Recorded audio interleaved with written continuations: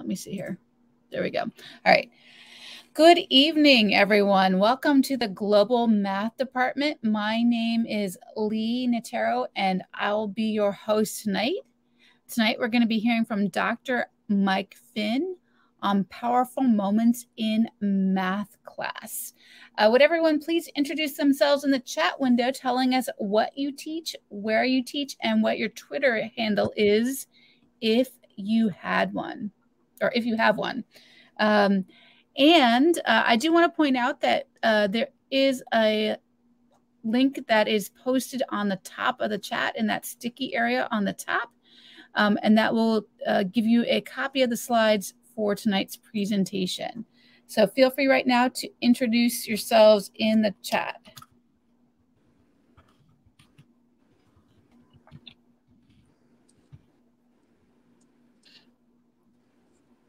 Oh, I just realized I did not put it in the right chat spot. No worries.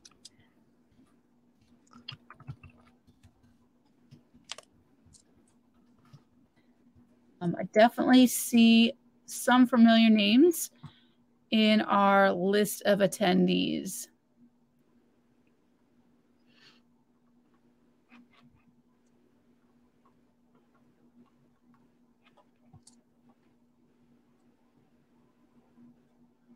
So yes, I know Annie Fetter.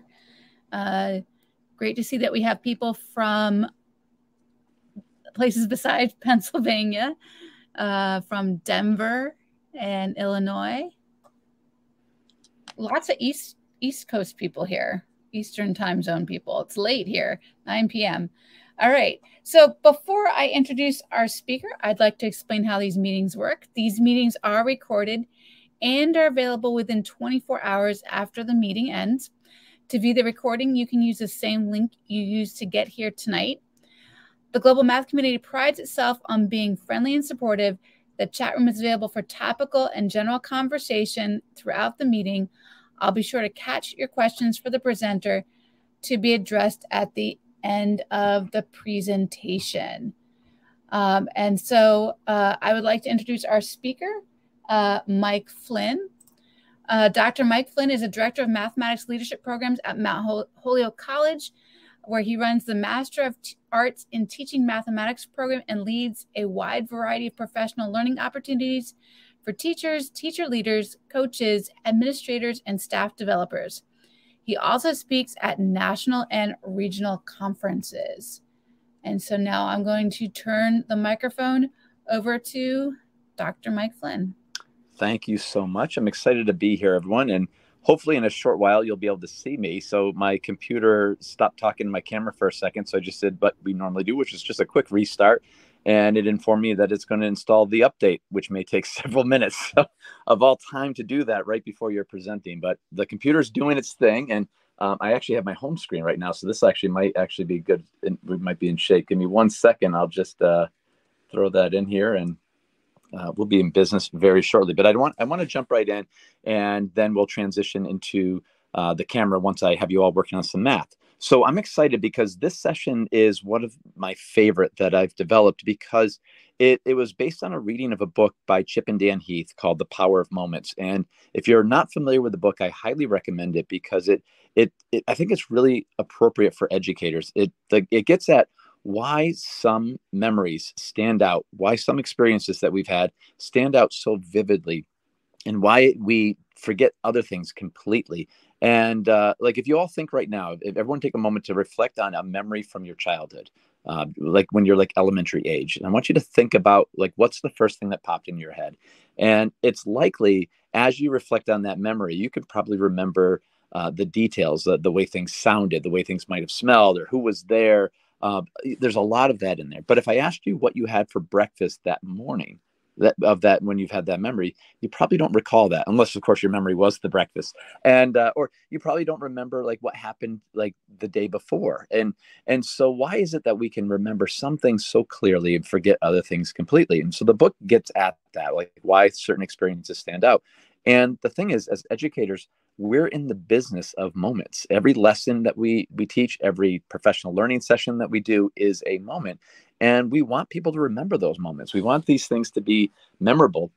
And so this book kind of gives you the roadmap for how to do that. So that's what I want to share with you today. So let's jump right in. So what Chip and Dan Heath say is that memorable experiences contain one, at least one, if not all four of the following elements: elevation, pride, insight, and connection. And if you're like me, you like a handy dandy acronym, you can just think of it as EPIC. And so we think about epic moments. And that's what we're going to look at today. Is we're going to look at each one of these elements through the math lens, so we can see how we can make this happen for our students and for the teachers that we support. So let's jump right in with elevation. So moments of elevation, these are defining moments that rise above the everyday. They provoke not just transient happiness, but memorable delight. And the psychology that kind of underlies this is what's known as the peak end rule. This is a really interesting phenomenon where it describes how humans judge experiences. So if you kind of look at the way the peak end rule works right here, you see that like in any moment that we're having. So imagine like, going to like Disney World, for example. Not all of Disney World is a positive experience. It's like, so you might think like riding Space Mountain is the best. So that would be like that big peak that you see toward the end there. We call those peaks. But you'll also see that there's also low moments in there. Like this down here, we have a pit. A pit might be the waiting in line in 105-degree humidity in August to ride Space Mountain. That's probably a pit experience. And the way this works is that as you reflect back on a moment, if you had a stronger positive experience, then you'll remember that more favorably. If you had a stronger negative experience, then you'll remember it less favorably.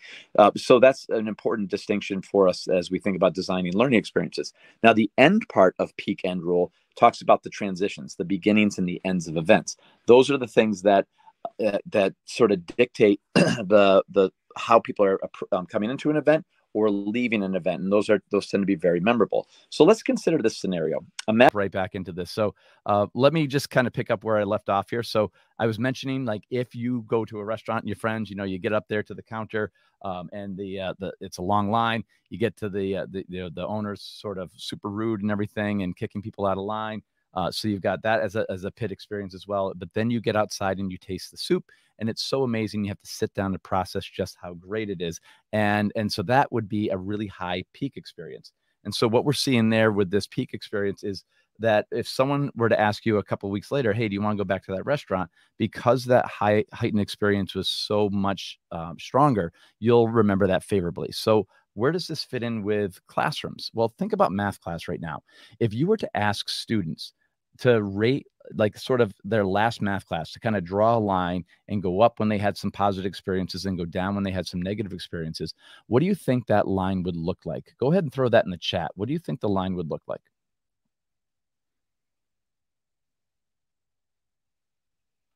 More downs than ups, right? It's like, and so oftentimes and I've often hear people suggest that it sort of look a little bit like a flat line a bit. And part of that's, I mean, we think about what's going on. So when I think about the way a lot of math classes begin, you think about the peak end rule. The beginnings might be homework review, and the ends might be homework being assigned. And so right away with the peak end rule, we're missing out on these critical opportunities because we're starting with things that aren't super exciting for kids. And then if you look at like the things that happen during math class, so there might be a test or quiz, worksheets, there might be some lecture.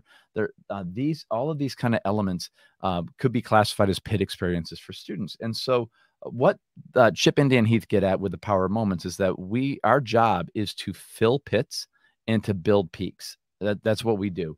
We anticipate what are some things that kids might not enjoy so much, and how do we make those more engaging, and what are ways that we can really amplify things to really engage our students. And so they call this building peak moments, and they give a three-part recipe for this. So the three-part recipe, if you want to build a peak experience for someone, is to first boost sensory appeal. And that is, if you think about how we're sensory creatures, that's how we take in our world. So if we're able to authentically build in any kind of sensory appeal, it's going to be more memorable for people. The second is to raise the stakes. And what this refers to is requiring more investment on the part of the students or the audience, the participants, for their learning, so that rather than being passive listeners to a lesson, that they're actively engaged, but they're also having to take some risk. They're having to put themselves out there and try new things, have the risk of maybe making a mistake or not performing well, and being okay with that. But that sort of pressure and that sort of investment there is what we call raising the stakes. The more you're invested in it, the more you're going to remember that experience. And the last thing is called break the script. And breaking the script refers to the way we disrupt schemas. So we all have schemas for different things in life. We have a schema for like going to a restaurant. We have a schema for what schools looks like. And so when we do things like breaking the script, it means that we're disrupting the expectation that students have. And when something's new, so imagine going to a restaurant and the script that you have is you kind of put your name in, then they seat you at the table, they bring some waters, you have the menu, you know what the script is. Well, imagine you went to a restaurant one day and they sit you and give you water, but then they put a $20 bill on the table, say, hey, it's $20 Tuesdays, you're welcome. And they gave you $20. That breaks the script. You weren't expecting that to happen at a restaurant. And you'll remember that forever. That time you went to the restaurant, you made $20 for no other reason. This restaurant's giving away $20 bills. Breaking the script makes things stand out. Well, school has a lot of routine. And so when we can disrupt routines, when we can do things differently, that also makes a memorable experience. So let's try something right now. Now, I'm hoping that the video is not super delayed, but I'm going to try to play a clip right here for you to see a task. We're going to try a quick math task together. So just watch the screen and then just pay attention to what you notice and what you wonder.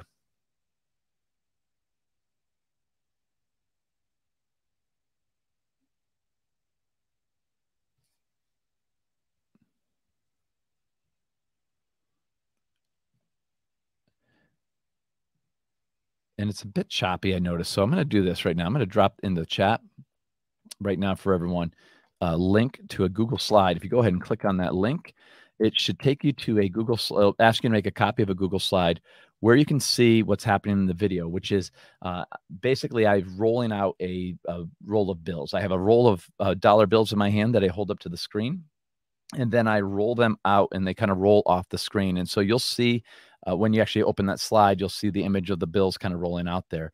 And so in the chat, just put down some things that you noticed and wonder when you see those bills roll out.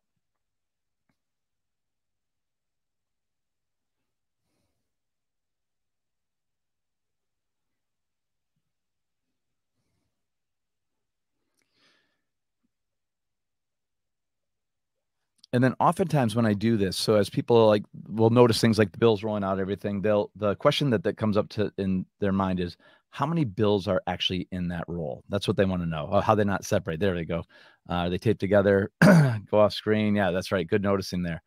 How are they connected? Or they are connected. That's right.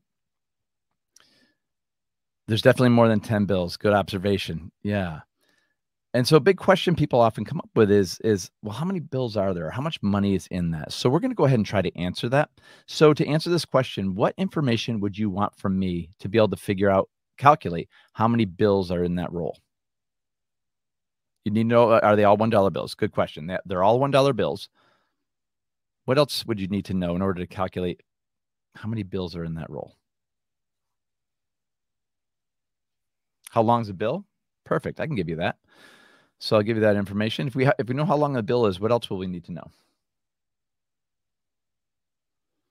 Oh, do they overlap? Yeah, they don't overlap. Actually, I painstakingly tape them end to end with no gaps or overlaps. So they're end to end, all dollar bills. There's the length of $1 bill right there, which some people will describe as 8 cubes long oftentimes, but just kind of point out one thing that people might notice if you look toward the end.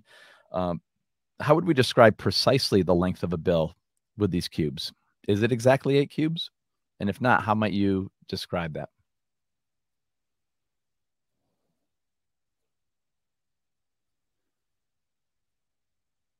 And then someone's asking for how long the whole strip is. I'll give you that information next. But 8 and some. Yeah, Annie, that's a good one. Yeah, it's like I like that, a smidge over 8. It's a smidge over 8. Okay. And so how long altogether? So it's 179 cubes long, the whole roll. And it is end to end. The first cube is right on the edge of the first bill, and the last cube is right on the edge of the last bill. It's exactly 179 cubes. So right now, I'd like you all to take some time to do the calculation, but you'll probably notice that it doesn't come out clean. So play with that. Now, typically in a classroom, you'd be working in pairs and strategizing together and trying to figure out what is the exact number of bills. So in the chat, when you think you have the answer, put your answer and why you think that. And it is a funny one. I'll be honest. I'll just tell people if you're wondering like why you're getting different answers. So I've never done this and had any fewer than 3 or 4 different answers. It doesn't matter if I'm doing this with students or adults. There's always a wide range of answers. It's just the nature of this task, which is why I love it. And but there's some funny things that are happening that kind of send our brains in different directions. So we've got some 22s is a thought, 23 could be maybe even 24. Got some different arguments. So it's that smidge, right? The smidge is the problem. There's like what's going on with that smidge is, and some people might notice that on the 179 slide there, you can actually see that the stacks of 8 are no longer really aligned to the bills. Like if you look at that like blue one toward the bottom, it's like it looks like it's almost like approaching halfway between there. So there's something funny happening, which makes us wonder what the answer could be. Now imagine now a classroom of students of any age. I've done this with second graders all the way through high schoolers, and it's the same thing happens. It's just fierce debate, and there's lots of like within groups there's debate, and then they sort of come to consensus and they share their ideas, but then other people share differing ideas, and then it's like then we go back and rethink, and there's just a lot of mathematics, a lot of thinking going on. And then we go to the final reveal. So normally we would have this whole kind of debate and things, but I'm going to go ahead just for the sake of time and do the reveal. Now this is a video-based reveal, but I'm worried that it's not as I don't know if it's just on my end or if it's like that for you, but mine's super choppy. So what you should be seeing right now is me unrolling bills or rolling them up here, but it's kind of jumping around. So you won't get the same effect of the pressure building up when you see the video run smoothly. But you'll, if it gets to the end, is there real quick. 22. It's precisely 22 bills. And sometimes people are like, well, how can that be because of that shift? This is what the end of the roll looks like if you're curious. There's that last stack of 8 is that purple there. And then the 3 orange left over. So there's your 3/8 if any of you express that remaining amount as a fraction there. But imagine right now, if instead of doing that task, if I gave you just this, either straight up number task, or if I gave you a story problem, would it have been as engaging for you compared to the money roll? And I bet it probably wouldn't be, again, because it's not what you're seeing here doesn't take advantage of the peak end rule. So consider the peak end rule with the money roll. So the sensory appeal, it is visual. The whole task is visual right from the beginning, the video-based piece, the money rolling out and everything. And then depending on how you set up your classroom, it's also very tactile. Like I'll have students working with cubes and things. So there's a lot of multisensory aspect to the task. Raising the stakes here is what we've done is ask you to do most of the work. The students come up with a question. They have to figure out what information they need and what to do with that. There's very little teacher direction on this task. So it's there's a lot of investment, and students have to keep defending their answers and going back and rethinking. So that's why the raising the stakes is really high on this one. And breaking the script, this is not like a typical math problem. So the peak end rule kind of just explains for us why 3-act math tasks are so popular with students. It's because of this. The 3-act tasks are really good at the 3-part recipe here. But I don't want people to leave today thinking like, well, all of math class then has to be video-based and multisensory and everything. You don't need to do this every single time because you can't orchestrate these magical moments every single day of the year. You'll be exhausted, and they won't be special for kids. So the powerful moments, like they come out at significant times. There's times where it's appropriate for that, but we also don't have to have everything be a Mount Everest peak. You could do something very simple, like just breaking the script of one aspect of math class. And I'll tell you a story quickly that I worked with a high school teacher who was sort of venting to me about how frustrated she was with her high school students who would come in sort of lackluster about math. They were kind of, they just drag it in there. They'd sit down. They weren't excited to be there. And it was frustrating for her because she put a lot of work into her lessons and things, but she just felt like the kids didn't, that they're just sort of tuned out of it. And so we thought about, well, like, how does math class begin? And it began like many do, which is homework review. She had a do now on the board and they would do homework review. And so I had a conversation around, like, could we do something different? Could we start with a routine that's not homework review, that takes just a little bit of time, and then just see what that does? So we try to do a would you rather. So I created this task for her based on John Stevens' work. So he runs wouldyourrathermath.com, which is a really good site if you've not checked it out. It's great prompts on there. So I was inspired by that. So I created this would you rather for this teacher to use with her secondary students. Excuse me. And so this is it. Would you rather win $500 a week for life or win $1 million?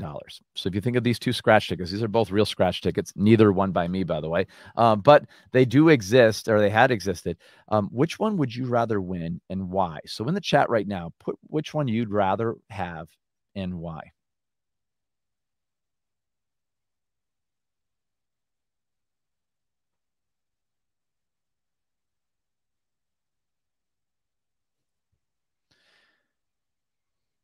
And as you're thinking about that, I'm looking back at the chat. Yeah. Do I have kids estimate before solving for that task? I totally do. When I'm doing this with students, we go around the estimating too low, too high. I think that's always a great way to start.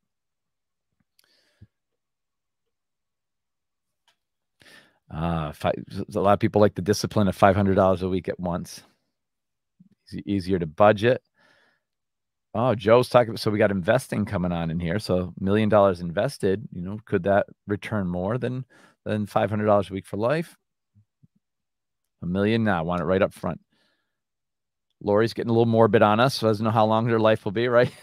So here's the funny thing about this task, right? It's a simple question, and yet look at all the math that comes up. We've got investment now, so we're probably talking about, like, what's the percentage here. We've got life expectancy coming out here.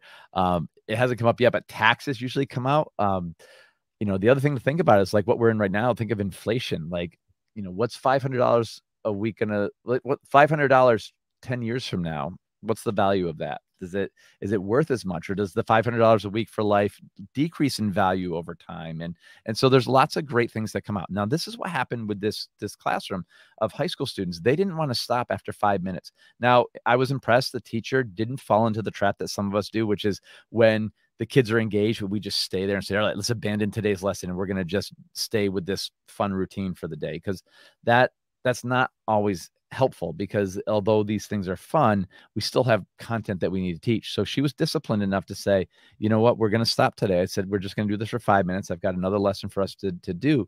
But how about every day this week, the first 5 minutes of class, we'll keep talking about this. And they were pumped. And they went home, and that night at the dinner table, that's what the conversation was. And so the kids came in and they were talking about dollar cost averaging, and so all of these other terms came out, and other arguments. And so she started creating charts, and kids could add to the charts the different reasons. And it became this really interesting thing that kids were excited to come into class for. Now, notice that she didn't make this gigantic, like, video-based problem and redo her entire math class. She changed one thing, which is the way math class began. And that's become her thing now. So math class always starts with, it's not always would you rather, but with just some kind of engaging routine that's not homework review. Homework review happens right after that. And that's okay, because it starts big because of the peak end rule. So anyway, those are the things that I like about the peak end rule. And I encourage you all to think about ways that you might be able to use that in your setting, whether it's professional learning or teaching. So what I'd like us to think about now is we're going to shift away from the elevation part of this. And I'd like us to think about now other kinds of moments. So another element for defining moments is pride. Now, moments of pride are different than moments of elevation in that it's all about capturing us at our best, times that we're successful, but also times when we've persevered. So times that we might not have won, or maybe we didn't get the problem right, or we never even finished the problem, but we were able to really work through some difficulty with that and to feel great about that too, because it's easy to celebrate when you're right. But I think also about the importance of celebrating just the process that people engage in. And I think about like the movie Rocky, the original Rocky. You'd expect in Hollywood that at the end of the movie, he's going to win the fight. By the way, I hope I'm not, well, it's old enough. I feel like I'm not spoiling it for people, but, you know, surprise, he doesn't win the fight at the end, but yet it's still a happy ending to the story, because he's the first fighter to go the distance against his opponent. His opponent, Apollo Creed, the champion, always knocked his opponents out. No one's ever been able to last all 12 rounds, and Rocky did. He still lost, but he didn't get knocked out. So it was a story about perseverance. And so I think about this in terms of math class, because math class can be a struggle for lots of kids. Lots of kids don't feel math capable. Lots of adults don't feel math capable. And I think about the ways in which it affects their identity and how they see themselves as math capable. And it brought to mind what they reference in The Power of Moments, which is the recognition gap. And this comes from the business world, but I see a tie to education with this. So Carolyn Wiley, she did this research where she identified that the most significant factor for job satisfaction is recognition for work done. It's not high salary. It's not great benefits. Those are nice to have. But when people are happy in their job, it's because they're recognized for the good work that they're doing. And knowing this, she decided to go and ask bosses. So she interviewed employers and found that more than 80% of employers, supervisors, reported that they showed frequent appreciation to their subordinates. That's their word. I hate that word subordinate, but that was what they used in the study. More than 80% said they do this all the time. They totally support them and tell them everything, how great they are, and recognize them. But then she went and interviewed the employees and found that it was less than 20% of the employees ever felt they received that. So she called that the recognition gap. But I think a recognition gap exists in education, specifically in math education. And I'd like you to think about this question right now. Who gets positive recognition in math class? And who doesn't? So go ahead and throw that in the chat right now. Which kids are getting the positive recognition in math class and which kids don't?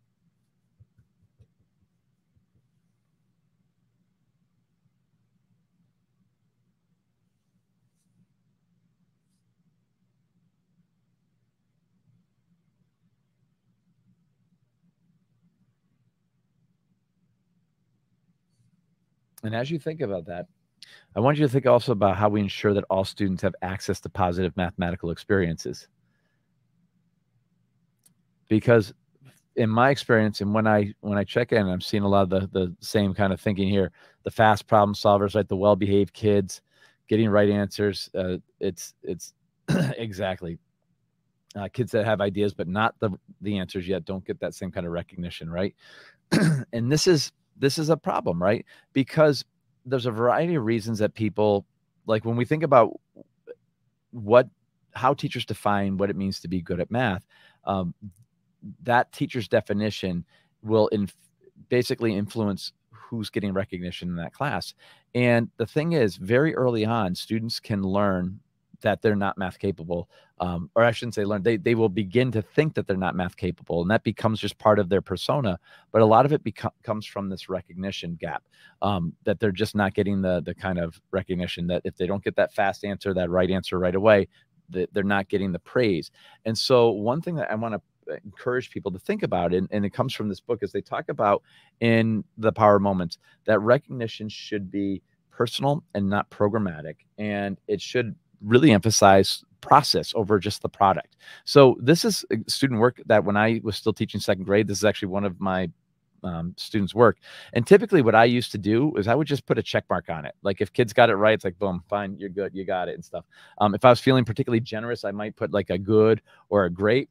But in general, that's about as much recognition that students would get from me. And if they didn't get it wrong, I'd just circle something and say like, try hard, try again or something like that. Now I want you to check this out. Look at this feedback right here and think about what you notice about it. What's different about this?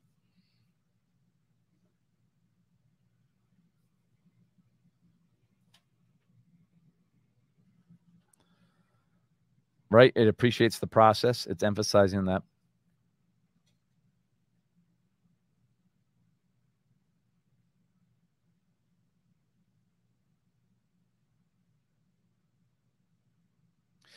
And some of the other things that just, you know, as people are kind of thinking about this is that, yeah, Annie, it does name specific strategies, and it communicates to this child that I see them, that I'm paying attention to them. I'm paying attention to them when they're grappling with something. I'm paying attention to them when they're successful with something. I'm paying attention to them when they're having some difficulty.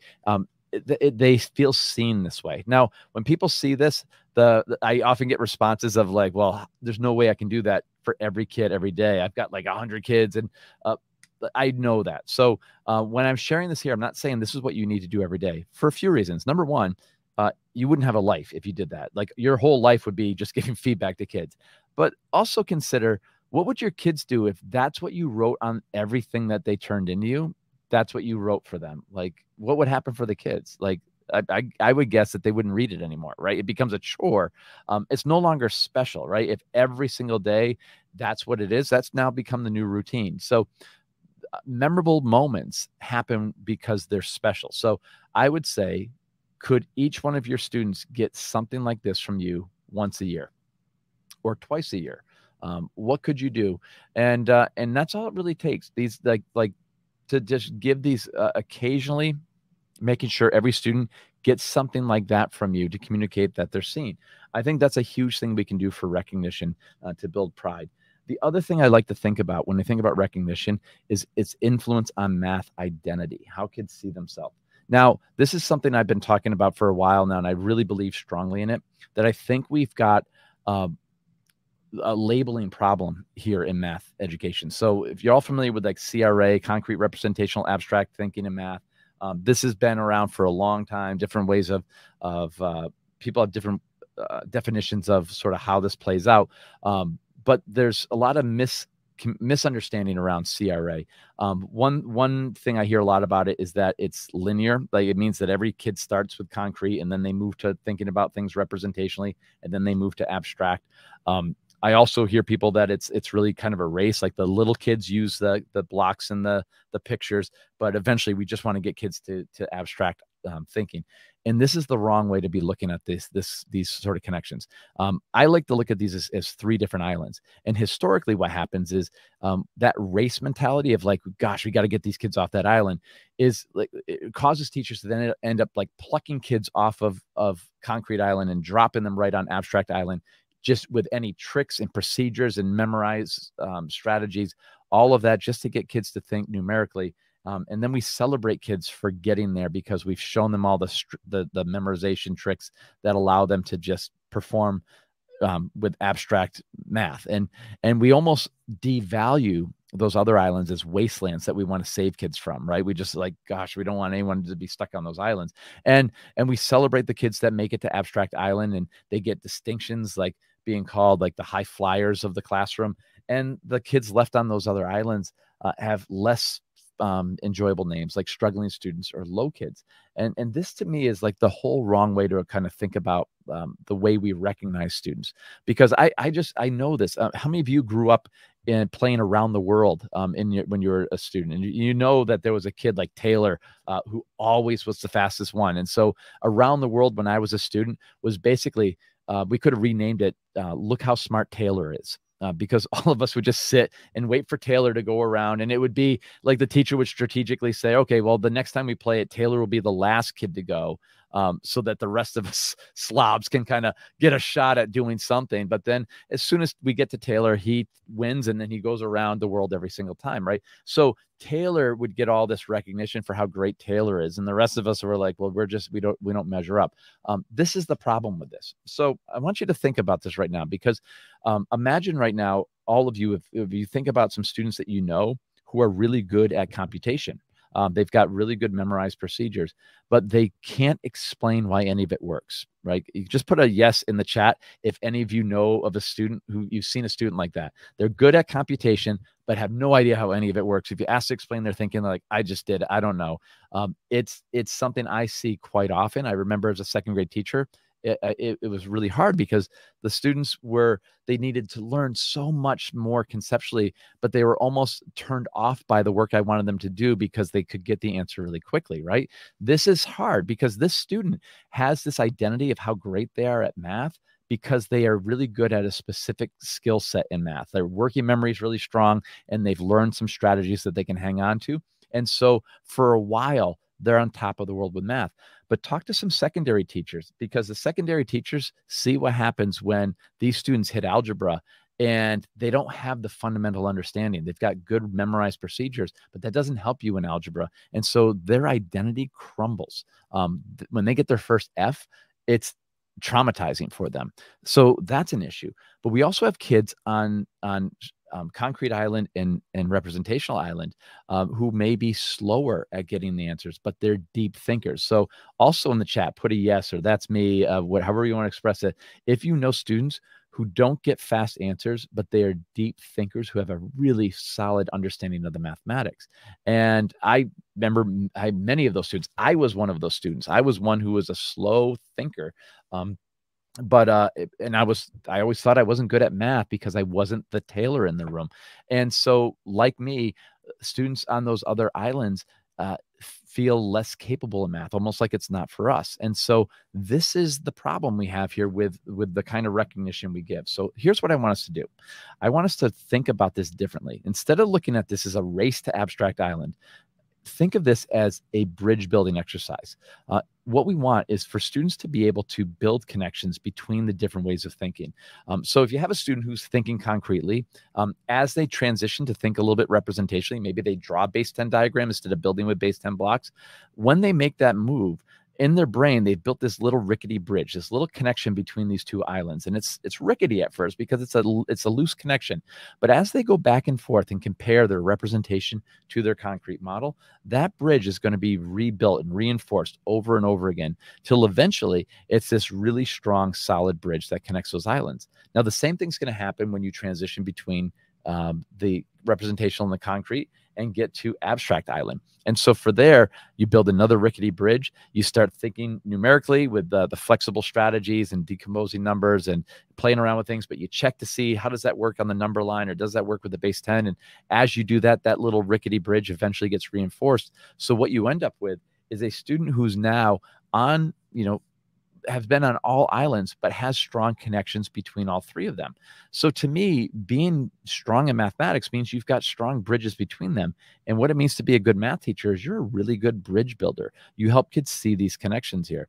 And this is where we can take those students who are good with computation, but don't know how to explain their thinking, and help them build back bridges so they can see representationally or concretely why these things all work and build that understanding. And we can support the students who are thinking concretely by authentically including their work and using that as part of the bridge building process. What I love about this model is notice that for each island, we're celebrating the thinking. I'm not calling kids low kids or high kids. I hate those terms. They don't mean anything.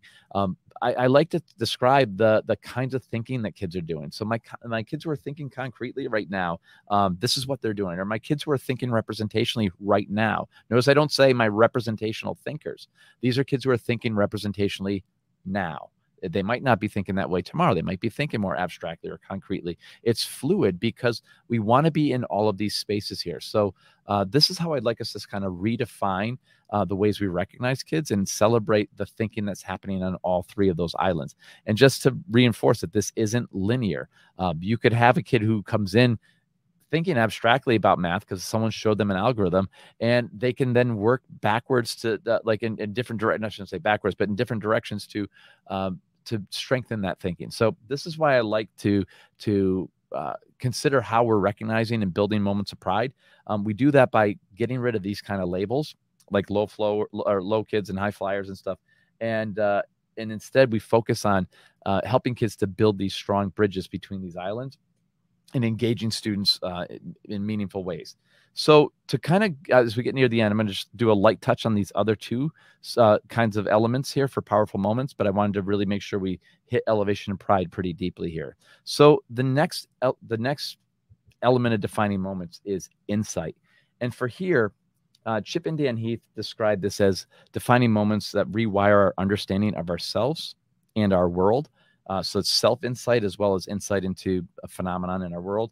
I just added mathematics to this because that's what I want to have our lens on. And so one big thing that comes up with this is they talk about the importance to stretch for self-insight. So in order for students to understand sort of their own capabilities in math, we want to be able to put them in places where they're at risk of failure, having to challenge themselves, having to struggle a little bit here. Now, I'm going to give an example of this insight, not from math world, but from just a personal story here. But like a number of years ago, I told my wife to clear her calendar for Friday night. I was going to take her out for a date night and just kind of surprise her and everything. Now, she was expecting this for date night. So I remember she came downstairs and she was like dressed beautifully and everything. And I thought, oh, honey, I think you're going to need to change. We're not going anywhere fancy. I'm taking you to a different kind of romantic place, the Agawam Axe House. So if any of you have ever done axe throwing, it is not the most romantic thing, but hey, it's breaking the script. So with the Agawam Axe House, the way it worked is you show up, and I thought you were going to get a lesson on how to throw axes, but they told me they can't really show that. We have to kind of figure it out on our own. So they gave us a safety demonstration, and then we had to just sit there and practice chucking it different ways, different stances, different grips, closer to the board, further from the board. And it was hard, and it was frustrating at times because it was a struggle to even get it to stick into the board. And then once we did, then you had to try to get it to stick in the bullseye. But once we got there, we got our rhythm. Eventually we were able to pretty regularly get it to stick in the board, and then we could finesse it and get to the point where we could have it actually into the bullseye, which was it made for a great night. And so we had a blast. It was super fun. But here's why this is significant. It reminded me of one of my favorite quotes from Deborah Shifter and Kathy Fosno, who said that no matter how lucidly and patiently teachers explain to their students, they cannot understand for their students. And to me, this was super clear in the axe throwing, because they, as much as they wanted to tell us how to throw these axes, it wouldn't have helped us understand how to do it. We had to figure out how we were going to come into this here. And the thing is, once we did, they were able to come and help us finesse things a little bit, but we needed to struggle for a while. And that's one of the big things that I think that we have a history in math of trying to avoid, which is struggle. A lot of times we see ourselves, our roles as teachers, as our roles to reduce struggle or eliminate struggle. And I kind of think about this sort of question here is, are you more of a lifeguard or a swim instructor as a teacher? And what this means is, like, if you think about the kind of the jobs here. So a lifeguard's job is basically to eliminate struggle. Whenever there's someone struggling in the water, you take them right out. But a swim instructor, a good one, actually encourages this. So I have a daughter who's 3 years old. She just turned 3 today, actually. And last summer we started her with a swim lesson with a teacher, and Cora had this bubble on that had like 4 or 5 layers to it. And when the swim instructor put Cora in the water, Cora's chest was out of the water a little bit. So she actually took some of the layers off of that bubble. So Cora's chin was just above the water right there. And then she actually put 5-pound weight on each one of Cora's wrists in the water. So she was actually adding struggle for Cora, which surprised me. But she was explaining, she said the struggle she has now moving her arms in the water makes her aware that her arms have to do something. And she said, watch what happens when I take those weights off. And so she took them off, and then Cora's arms moved more fluidly in the water. And it's like, that's exactly what has to happen. But in math class, like, oftentimes we just want to rescue kids when they have some difficulty. So I want you to think of this story here. So when I was teaching 2nd grade, we were working on subtraction. We had just started working on it. As kids, they mastered addition. They were so used to solving things with base 10 with addition, and kids often will use those same strategies when they go to subtraction, and interesting things happen. So at the time, I had been reading John Vanderwall's work, and one of the things that I love from John Vanderwall and his team is this idea of this conceptual understanding Pentagon, which describes the ways in which kids make sense of mathematical ideas through context and models and words and number and pictures and equations and everything. And so we were definitely deep into that work. And so I posed this question to the class and had them talk as a group. We were doing a little math talk on how would you want to solve this? And of course they wanted the base 10 blocks. And I said, well, what would we need to do? And they said, you got to get 4 sticks of 10 and 3 ones. And then we'll do the 10s first, then the ones. And so they're all excited. And they said, all right, well, the first thing you do is you're going to take 40. You're going to take 20 away from that. So we demonstrated that. And then we got to this part where it was 3 minus 7, and everyone's like, some kids said it's impossible. Other kids are saying, no, I think you can do it. And so there was a moment here. Now, admittedly, I used to be the David Hasselhoff of math. When I first started teaching, I would instruct kids on exactly how I wanted them to do things. And if then I'd set them to work with some tasks, and I'd sit back and wait for the hands to go up with the struggle, and I'd race across the room like David Hasselhoff and rescue kids. And David Hasselhoff, Mike, at this point would have jumped right in and said, no, you can break apart one of those other 10s and get more ones if you wanted and stuff. But I was beyond David Hasselhoff at this point. I actually really embraced the struggle. So I told the kids, well, there has to be an answer. We have to be able to take 27 from 43. I want you to work with your partners to figure this out. Now, what I expected was that some kids were going to recognize that you could take one of those 10s apart. And a lot of kids did that. But what I didn't expect was what happened with Tallulah and Ben. So Tallulah and Ben they called me over and they were super excited. And Tallulah said, hey, I know you can't take 7 from 3. I didn't want to get into negatives and stuff like that. I just said, no, okay, just listen to her. She says, okay. And I said, but she said a 7 has a 3 and a 4 in it. And she said, so you can at least take that 3 away. And I'll admit that I wasn't sure where she was going with this, but I thought they were wrong. I thought like, okay, this is like, I see what she's trying to do here, but it's not going to work out. And I just let them go. But in my head, I'm kind of like, that's what I'm expecting. So then I just say, well, then what are you going to do with the 4? And she looked at me like, sort of like, well, like, don't you know? And she said, well, you're just going to take it away from the 20. And, it floored me because I just realized, like, wait a second, like, how did that happen? And at that moment I was like, okay, do I own that and say like, I don't really understand what just happened? Or do I nod and say, oh, that's a really good strategy, and then figure it out on my own and just pretend I knew it would work? And I decided to own it and say, I've never seen that before, and I'm not quite sure how that works. Can we try it again with a similar problem? So we did another one together. And I was floored, and it was really interesting. And so I'm not afraid to admit today that I learned this strategy, and this is actually how I do mental subtraction now. I learned it from a second grader. I gained insight from a second grader. But the thing is, my class gained a ton of insight just about subtraction from this kind of work, from being able to represent the mathematics in different ways and being able to struggle. Now, I'd like to give you one for your own learning right now, to give you a chance to get some insight and to struggle a little bit with something.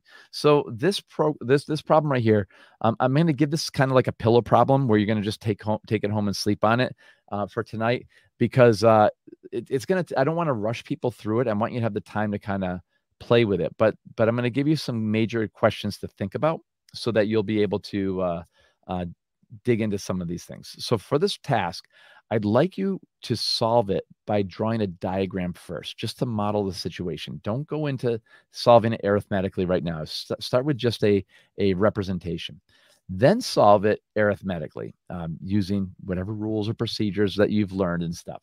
Then I want you to pay attention to how your arithmetic sentence matches your diagram. Where do you see these elements? Make the connections between the numerical way of thinking about it and the pictorial way of thinking about it. So what I'm going to do right now is drop in the chat. I'll put it on the screen too, but I'm going to drop in the chat another Google slide for you to copy. But here's the problem. So Homer Simpson. So Homer really likes cakes, and he decides that one serving should be 3/5 of a cake. Now he has 4 cakes, all the same size. How many servings does Homer have? Now I'm going to put both the task and the problem on the board here, and I'm going to drop it into the chat for you all right now. So if you just click on this link, it'll allow you to make your own copy of Homer's cakes and just play around with it. Now, what I'd like you to think about, okay, so as you're playing with this, is we know that one way to think about this is 4 divided by 3/5. You can play around with that. We also know that many of us learn this rule that yours is not to reason why, just invert and multiply. That's how I learned it.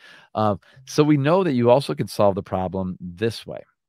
Now, what I'm really curious about you, if you can do this, is as you draw your diagram, I'd love for you to see and describe where in your diagram do we see 4 divided by 3/5, And then where do we also see in that same diagram 4 times 3/5 or 5/3 rather, 4 times 5/3. That's your sort of take home problem to think about, because I want us to get into the last one, which is moments of connection, just to wrap this up. But this is give you a chance to kind of grapple with some things, struggle with some things, and hopefully gain some insight as to why invert and multiply actually works. So let's talk about the last one, which is moments of connection, before we wrap things up for today. So moments of connection, these are moments that bond us. They're social. They connect us with others. We feel warmth, unity, empathy, and validation. And it's really where we create the culture, our class culture. Now, in the Power Moments, they talk about the importance of creating shared meaning.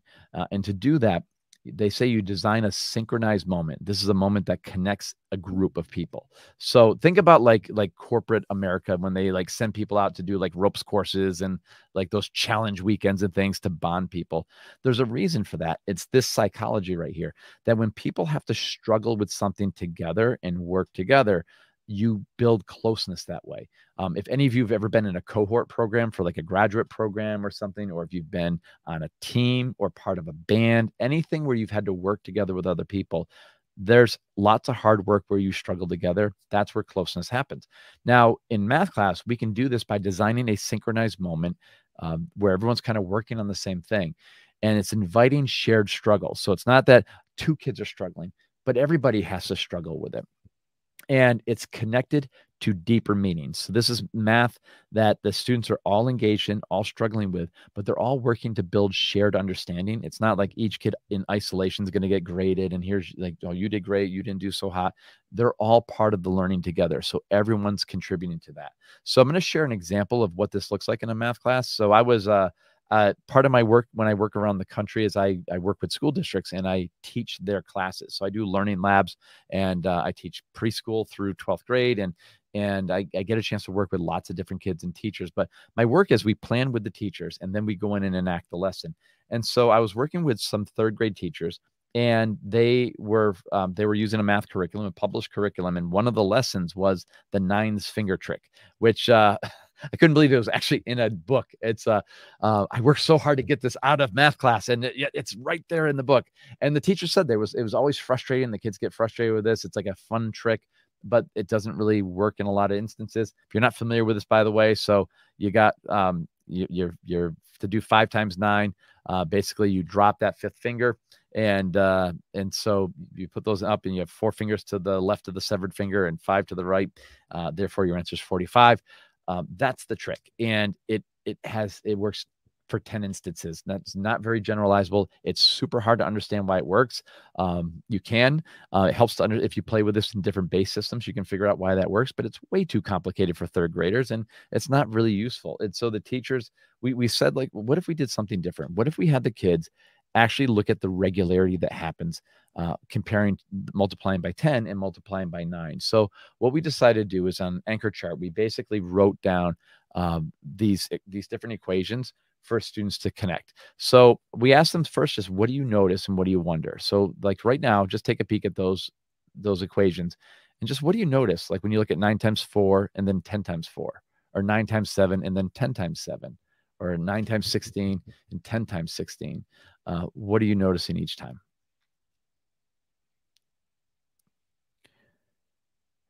And it's likely you'll, as people, you play around with it a bit, you'll notice what the other kids notice, which was like, oh, so the answer is really just one more of those, that factor, right? So 10 times 4, the difference between 10 times 4 and 9 times 4 is 4. It's just one of those 4s. And the difference between 10 times 7 and 9 times 7 is 7. It's just one of those 7.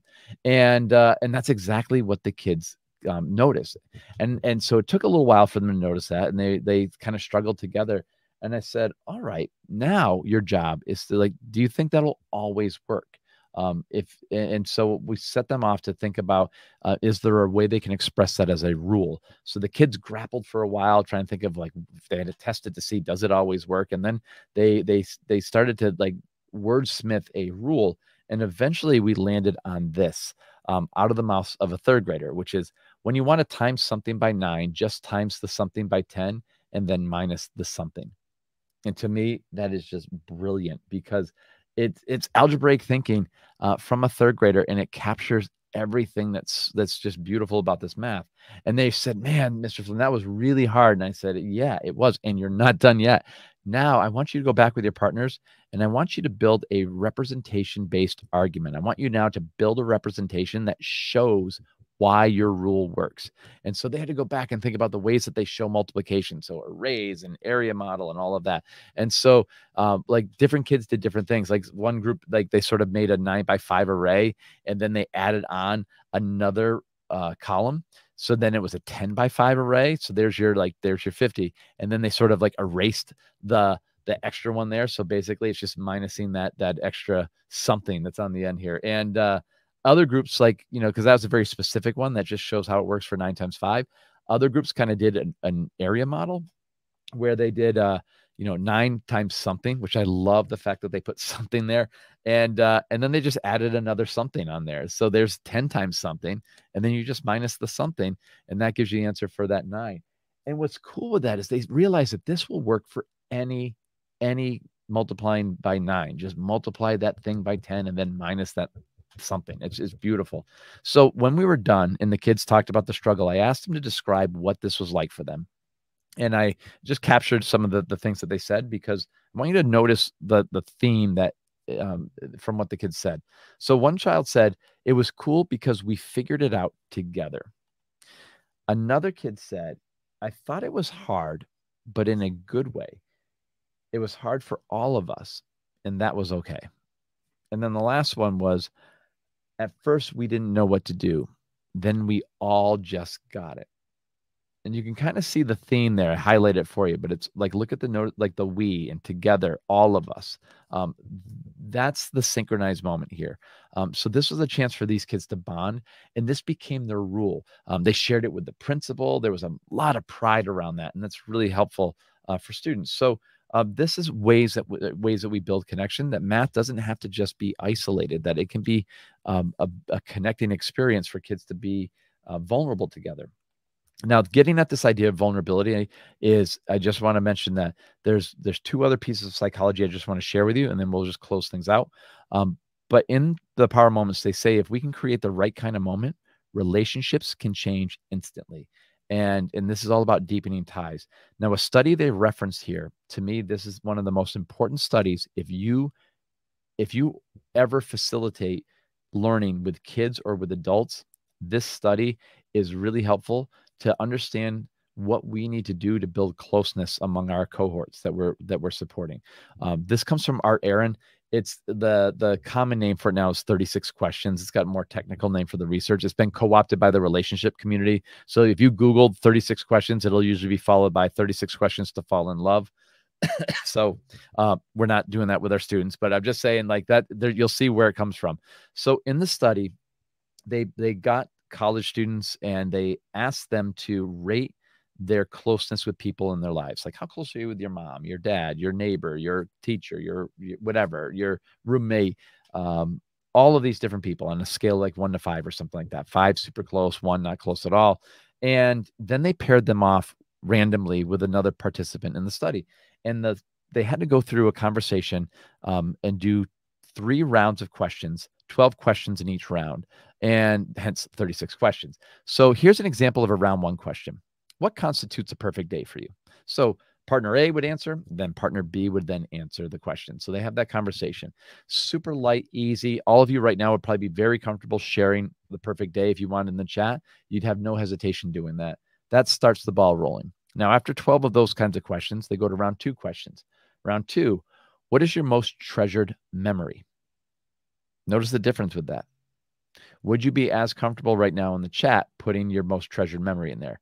My guess is probably, maybe, but probably a little hesitation just because it's strangers, it's public here.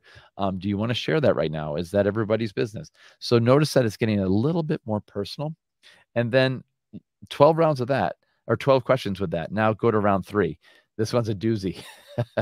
So I've got it memorized, so I'll wait till it pops up. But if you were to die this evening with no opportunity to communicate with anyone, what would you most regret not having told someone? And why haven't you told them that yet? Would you be comfortable putting that in the chat right now? Now, this is what happened here. They had to do 12 questions at this level of intimacy here, vulnerability, right? That's what's happening. So in the end of the study, they asked the partners to rate their closeness to the partner in their study. And overwhelmingly, the participants rated their closest with their partner in the study higher than people who are in their actual lives. And it's not because of those questions. The questions, believe it or not, they're not irrelevant, but it's not the specific questions. It's what was happening during this, which is known as reciprocal and escalating vulnerability. So what happened was one person opened up and shared something that was vulnerable, and the other partner reciprocated by sharing something that was equally or more escalated in vulnerability. And that's what brings people closer together. Think about this right now in life. Like we're around humans all the time. How often do you connect with people? So if you're like me, if you've ever, any of you fly on planes, in the chat, put your, say a yes if you're like me, in that when you sit on a plane, you hope that people who sit next to you don't want to talk to you. And I don't want to make myself sound super rude, but I have ADHD, and one of the things that helps me work is being in public spaces. I get the most work done. It's called body doubling, by the way. If you're interested in neurodivergence, body doubling is when you are more productive when other people are around. You're not interacting with them. You just need physical people present.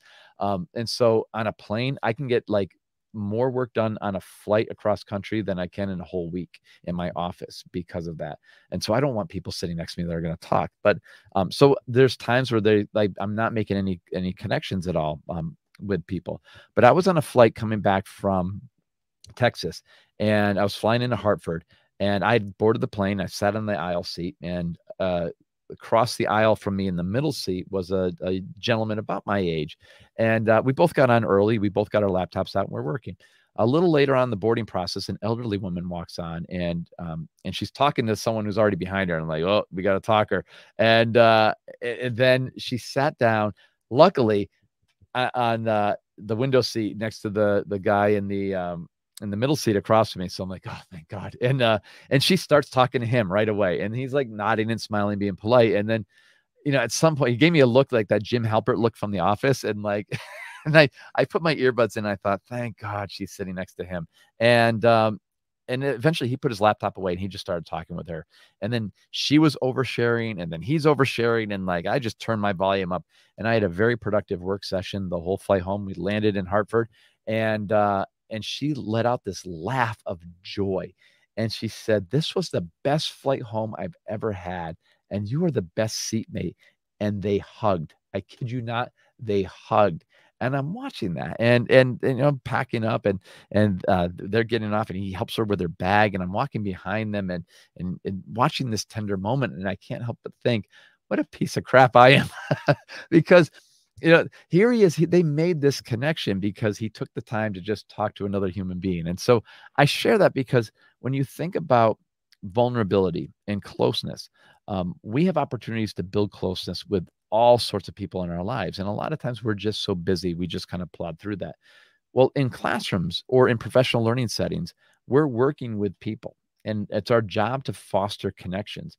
And we can actually use art, air, and study to build more closeness. So at Mount Holyoke College, where I run this grad program, we designed it to be like way before the pandemic. We were using Zoom back in 2012 when Zoom just started.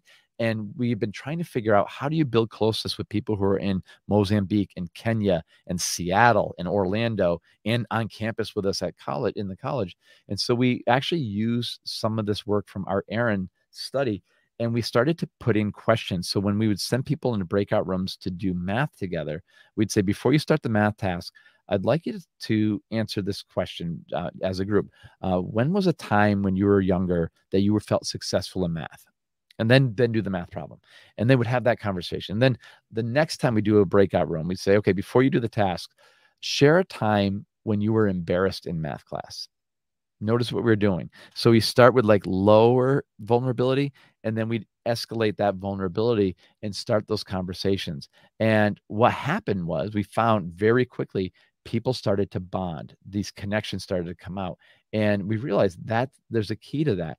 Giving people opportunities to open up about things that are difficult is a way that we can do that. And you just like, so I'm just going to encourage you to do that because it does create this space where we can now have shared vulnerability in math class, because that's where the optimal learning happens, when people can be safe and comfortable making mistakes and taking risks. So with all of that, I'm going to close things out by saying the last advice that they give in the Power Moments around connection is that Harry Reese did this study where he talked about perceived partner responsiveness, and this is where connections come in. He mentions that if when people feel close, when they feel like their partner understands them, and that means like that my partner or my teacher, my classmate, however you define partner, knows how I see myself and knows what's important to me. They also feel closeness when they feel like their partner validates them. And that would be like my teacher and classmates respect who I am and what I want. And the last part is that my partner cares about me. And that's my teacher and my classmates take active and supportive steps in helping me meet my needs. So this perceived partner responsiveness scale here talks about the ways in which people feel connected to others. And so like, and this works in like relationships, like if you have a partner in life, how explicitly do you demonstrate your understanding of your partner and validate them and care about them so that they see it, they know that's how you feel about them. It's important for us to do that in our lives. It's important for us to do this in our workspace when we're doing professional learning. I want my participants to know that I do care about them. I want to get to know them, and I want to take active and supportive steps for them. When we do that, you build closeness. So there's a lot to this, and I highly recommend reading The Power of Moments to see how this can fit into your work. My challenge to you all now is to think about, how do you take these ideas and build it into your professional learning or into your math teaching, whether you work with adults or kids, to create epic moments for your audiences, and create experiences that will resonate with them for years to come.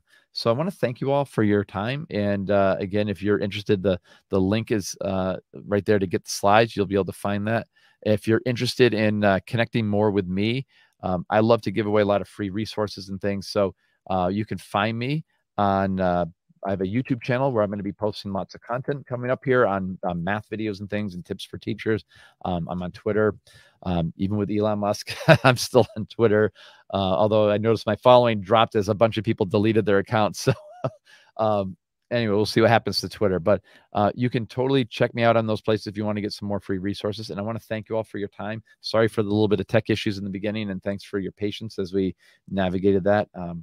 This is usually pretty smooth sailing for me, so that doesn't happen often, but I'm glad you all stayed with me. So have a wonderful night, everyone. Thank you very much for presenting, Mike. Lots of great things to think about.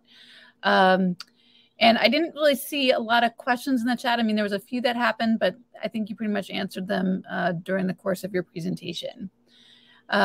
Next week, we will be hearing from Luke Wilcox, Lindsay Gallus, and Sarah Stecker about what is experienced first, formalize later. And it's actually their approach to teaching lots of topics in high school math, including AP statistics and AP calculus, among others.